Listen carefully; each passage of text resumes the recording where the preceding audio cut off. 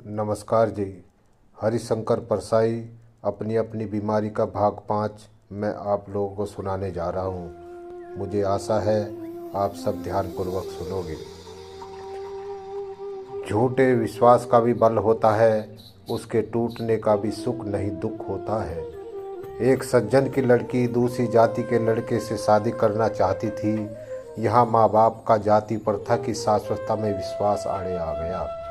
लड़का अच्छी ऊंची नौकरी पर था, परंतु लड़की के माता पिता ने उसकी शादी अपनी ही जाति के एक लड़के से कर दी, जो कम तो कमाता है, अपनी पत्नी को पीटता भी था। एक दिन मैंने उस सज्जन से कहा कि सुना है लड़की बड़ी तकलीफ में है, वह उसे पीटता है। उन्होंने कोई जवाब नहीं दिया। जवाब देते भी तो क्या देते, सिवाय इसके कि इतना तो संतोष है कि जाति वाले से पिट रही है।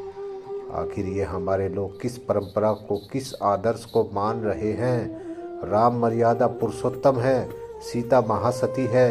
इनसे श्रेष्ठ स्त्री पुरुष की कल्पना और ऐसे अच्छे विवाह की कल्पना इस समाज में नहीं है। मर्यादा पुरुषोत्तम का निर्माण करने वाले तुलसीदास कहते हैं कि पुष्प वाटिका में कंकण किंकिण नुपुर की ध्वनि सुनकर लक्ष्मण के सामने राम कन्फेंस करते हैं कि ऐसा लगता है जैसे मदन ने धुंधुनी दे दी है, यानी राम के मन का धनुष वही टूट गया। विवाह पूर्व प्रेम भी हो गया और फिर विवाह भी हो गया। आज जिन मूल्यों को उस मायने में माना जा रहा है, उसको देखकर मुझे लगता है कि तुलसीदास ने जो लिखा है वैसा न हुआ होगा। ऐसा हुआ होगा, राम ने लक्ष्मण से पूछा होगा कि यह कंकण किंकिण नुपुर की ध्वनि किसकी है। लक्ष्मण ने कहा होगा यह जनक की लड़की सीता की है। तब राम ने पूछा होगा कि क्या जनक अपनी ही बिरादरी के हैं। लक्ष्मण ने कहा होगा हाँ राजा, जय के सिंह अपनी ही बिरादरी के हैं। राम ने कहा तभी तो मेरा मन डोल उठा। इन लड़के लड़कियों से क्या कहा जाए, यही नहीं कि प्रेम की जाति होती है। एक हिंदू प्रेम है, एक मुसलमान प्रेम है, एक ब्राह्मण प्रेम है, एक ठाकुर प्रेम है, एक अग्रवाल प्रेम। ऐसे कोई जावेद आलम किसी जयंती गुहा से शादी कर लेता है तो सारे देश के लोग हल्ला कर देते हैं और दंगा भी करवा सकते हैं। इन सब को देखते हुए आगे चलकर तरुण तरुणी के प्रेम को दृश्य ऐसा होगा। तरुण तरुणी मिलते हैं और यह वार्तालाप होता है। तरुण क्या आप ब्राह्मण हैं? और आप ब्राह्मण तो किस प्रकार की ब्राह्मण हैं? तरुणी क्यों, क्या बात है? तरुण कुछ नहीं, जरा आपने प्रेम करने का इरादा है। तरुणी मैं तो बख्तरी हूँ। तरुण तो फिर मेरा आपसे प्रेम नहीं हो सकता क्योंकि मैं ब्राह्मण हूँ। लोग कहते हैं कि आखिर स्थायी मूल्य और शाश्वत परंपरा भी तो कोई चीज़ है। सही है, पर मूर्खता के सिवाय कोई भी मान्यता शाश्वत नहीं है। मूर्खता अमर है, वह बार बार मरकर भी फिर जीवित हो जाती है। इधर मैं लड़के लड़की से पूछता हूँ कि वेद तो यहाँ भी है और यहाँ भी वैदिक रीति है, फिर तुम लोगों ने यह क्यों नहीं शादी कर ली, भागकर दूसरी जगह क्यों गए? वे कहते हैं यहाँ माता पिता बागा डालते। मैं समझ गया, क्रांति ये तरुण जरूर करेंगे, पर यथास्थिति की नज़र बनाकर। वे सज्जन जो मुझे खबर दे गए थे कह रहे थे कि आखिर हम बुजुर्गों के जीवन भर के अनुभव का भी तो कोई महत्व है। मैंने कहा अनुभव का महत्व, पर अनुभव से ज़्यादा इसका महत्व भी है। किसी ने अनुभव से क्या सीखा? अगर किसी ने 50-60 साल के अनुभव से सिर्फ यह सीखा कि सब ने दबना चाहिए, तो अनुभव के इस निष्कर्ष की कीमत में शक हो सकता है। किसी दूसरे ने इतने ही सालों के अनुभव से शायद यह सीखा हो कि किसी से नहीं डरना चाहिए। आप तो 50-50 साल की बात करते हैं। कैचवे ने अपने लाखों सालों के अनुभव से कुल वह सीखा है कि रीढ़ की हड्डी नहीं होनी चाहिए। चुनाव हो गए, नतीजे आ रहे हैं, कार्यक्रम अभी कहीं नहीं दिखता। चुनाव के दिनों में यह एक नई नस्ल पैदा होती है। कार्यकर्ता, सच्चा कार्यकर्ता वह है जो पार्टी की पॉलिटी बोलता है, विरोधी की चुनौती देता है और जिनकी सारी कोशिश यह होती है कि उम्मीदवार से ज़्यादा पैसे चाय नाश्ते के लिए झटक ले। वर्षा और शीत की संधि वेला में पतंगे बल्ब के आसपास मंडराते हैं। वे मुझे कार्यकर्ता लगते हैं। बल्ब उम्मीदवार, फिर पतंगे लोप हो जाते हैं। बल्ब बराबर जलता रहता है कार्यकर्ता अब सिर्फ ये देखेगा कि किसी की जमानत दिलानी होगी, पुलिस केस दबाना होगा या तबादला कराना होगा। बड़ा शोर था इस चुनाव का। घोषणाएं की जाती थी कि यह चुनाव धर्म युद्ध है, कौरव पांडव संग्राम है, धृतराष्ट्र चौकर है। संजय से कहते हैं कि ये लोग अभी भी कोई लड़ाई लड़ रहे हैं, ये अपनी लड़ाई कब लड़ेंगे। संजय कहते हैं कि इन्हें दूसरों की लड़ाई में उलझे रहना ही सिखाया गया है, ये दूसरे की लड़ाई लड़ते लड़ते ही मर जाते हैं। धर्म युद्ध है तो बड़े भाई युधिष्ठिर को जरूर जुआ खेलने की लत पड़ गई होगी। कौन कौरव और कौन पांडव यह मेरी समझ में नहीं आ रहा है। देख रहा है कि जो अपने आप को पांडव कहते हैं वही द्रौपदी को चौराहे पर नंगा कर रहे हैं। और अब देख रहा हूँ कि कुछ पांडव कौरवों से भीतर ही भीतर मिले हैं, कुछ कौरव पांडवों से किस हेतु है।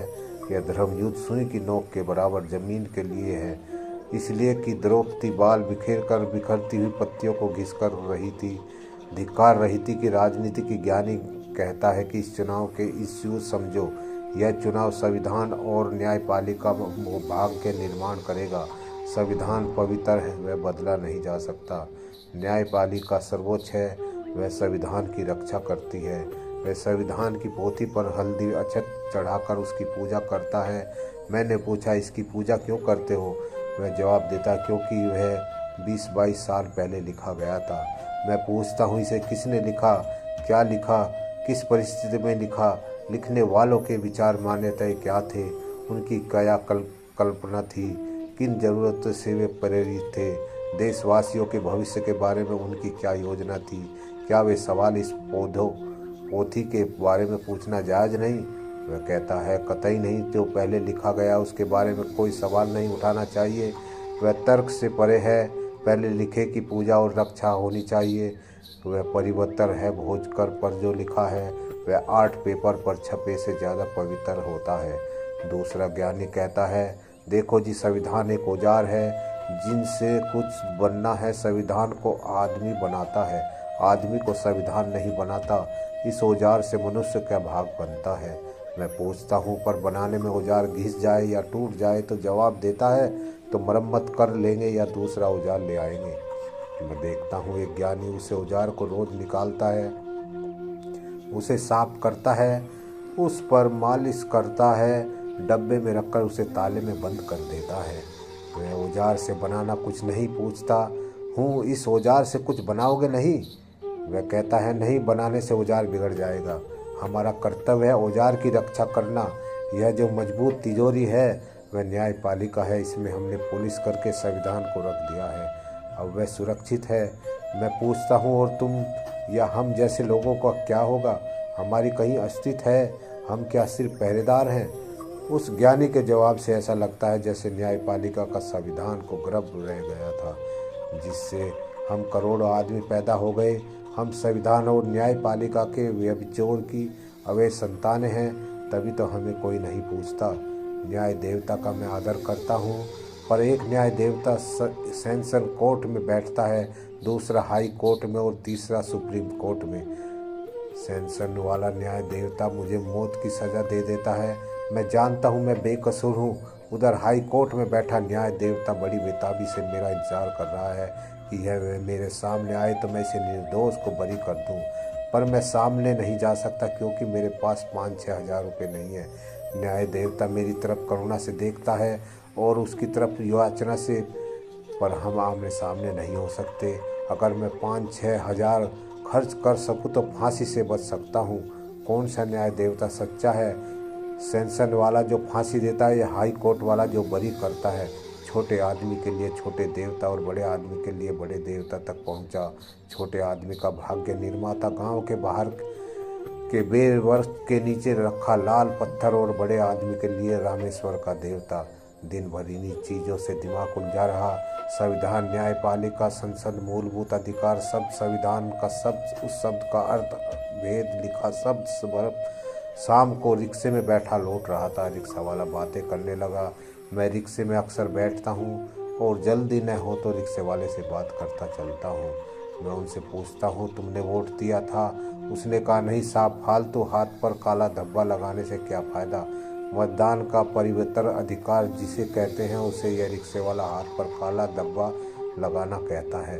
वह कहता है 2-3 घंटे लगते हैं वोट डालने में, इतने में 2-3 रुपए कमा लेते हैं जिससे बच्चों का पेट भरता है। वोट दे तो बच्चे भूखे रहे, बाप के वोट देने के शौक के लिए बच्चे भूखे क्यों रहे, बताइए साहब। मैंने कहा तुम क्यों वोट की कीमत नहीं जानते। उसने कहा जानता हूँ, एक वोट से हार या जीत हो सकती है, पर मेरे एक वोट से कोई जीत सकता है, उससे मेरा क्या फ़ायदा। हम लोगों का कोई भी तो भला नहीं करता, सब मज़ा मौज करने लगते हैं। जब हमने वोट दिया है उसके बाद हमारी मुसीबत और बढ़ गई है। यह वोट ही पाप की जड़ है, तो हमने वोट देना ही बंद कर दिया। धन्यवाद।